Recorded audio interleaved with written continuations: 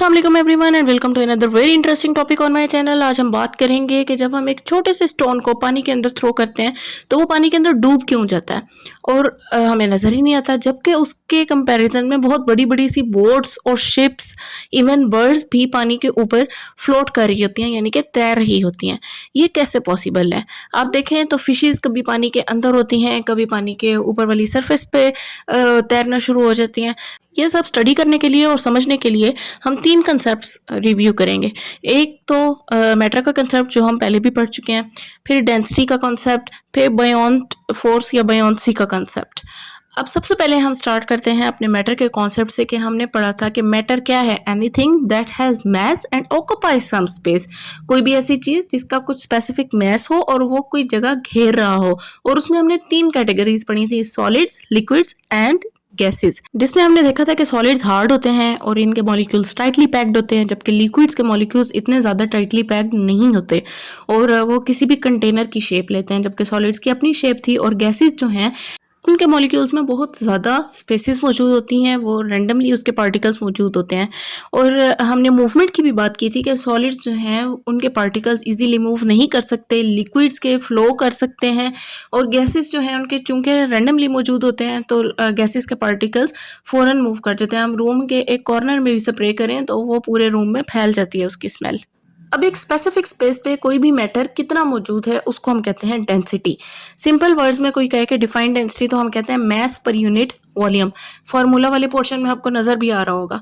जिस भी मटेरियल का मैस ज़्यादा होगा उसकी डेफिनेटली डेंसिटी भी ज़्यादा होगी। जिस मटेरियल की डेंसिटी ज़्यादा होती है वो नीचे बैठ जाता है और जिसकी कम डेंसिटी होती है as compare to other material तो वो थोड़ा सा ऊपर आ जाता है। आप लिक्विड्स की बात करें तो आप ये देखें, एग्जाम्पल में आपको नज़र आ रहा है कि हनी सबसे नीचे वाली लेयर में चला गया क्योंकि उसकी डेंसिटी सबसे ज़्यादा थी, देन वाटर की और देन ऑयल की। वाटर से डेंसिटी कम थी तो वो वाटर के ऊपर फ्लोट करना शुरू हो गया है। जब भी कोई चीज़ पानी के अंदर जाती है, जिस तरह हम स्विमिंग करते हैं या बोट्स चलती हैं पानी के ऊपर, या कोई चीज़ हम पानी के अंदर थ्रो करते हैं, तो पानी की एक अपनी भी फोर्स होती है जो वो अपवर्ड एग्जर्ट कर रहा होता है। ठीक है, उस अपवर्ड थ्रस्ट फोर्स को हम कहते हैं बायोंसी या बायोंट फोर्स। अब इस बायोंट फोर्स की भी 3 कंडीशंस होती हैं।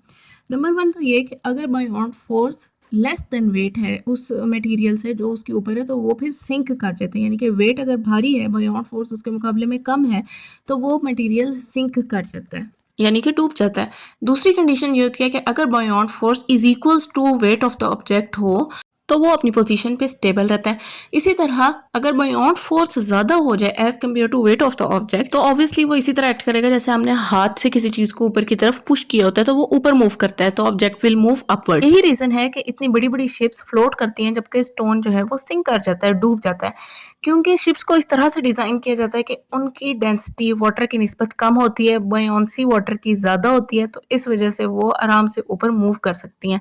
जबकि स्टोन का वेट ज़्यादा होता है एज़ कम्पेयर टू वाटर, तो डेंसिटी ज़्यादा होती है और वो सिंक कर जाती हैं। किसी भी मैटर की शेप डायरेक्टली लिंक्ड होती है बायोंसी से।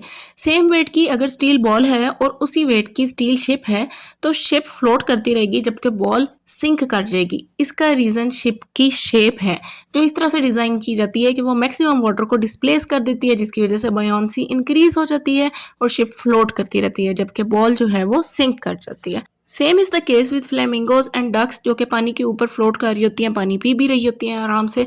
तो उसमें क्या होता है कि उनके फिदर का जो वेट है वो बहुत ज़्यादा लाइट होता है, जिसकी वजह से उनकी density as compare to water कम होती है, तो वाटर की बायोंसी ज़्यादा होती है, तो इस वजह से वो भी फ्लोट करती हैं, आराम से पानी के ऊपर तैरती रहती हैं। उनकी स्ट्रेचेबल नेक और उनका स्पेसिफिक स्ट्रक्चर ऑफ बीक जो उनकी चोंच का एक स्ट्रक्चर है जो अल्लाह ताला ने बनाया हुआ है, वो पानी को फिल्टर करके ड्रिंक करने में उनको हेल्प आउट करता है। तो किसी भी मटेरियल के सिंक या फ्लोट करने में 2 चीज़ों का अमल दखल होता है, एक डेंसिटी और एक बायोंसी या बायोंट फोर्स। और हमने शेप का भी देख लिया कि किस तरह से शेप पे बायोंसी डिपेंड कर रही होती है। जिन मटेरियल्स की डेंसिटी ज़्यादा होगी दे विल सिंक, और जिन मटेरियल्स की कम होगी density as compare to other medium या अदर मैटर तो वो फ्लोट करेंगे। अगर 2 लिक्विड्स का भी हम कंपैरिज़न करते हैं तो जिस लिक्विड की डेंसिटी ज़्यादा होगी वो नीचे वाली तह में बैठेगा और जिसकी कम होगी वो उसके ऊपर फ्लोट करेगा। आप एक्सपेरिमेंट भी कर सकते हैं, एक ग्लास में आप हनी लें, वाटर लें, ऑयल लें और फिर उनकी लेयर्स को चेक करके उनकी डेंसिटी का आप अंदाज़ा लगा सकते हैं कि जो सबसे नीचे वाली लेयर है उसकी डेंसिटी सबसे ज़्यादा होगी और जो सबसे ऊपर वाली लेयर है उसकी डेंसिटी सबसे कम होगी।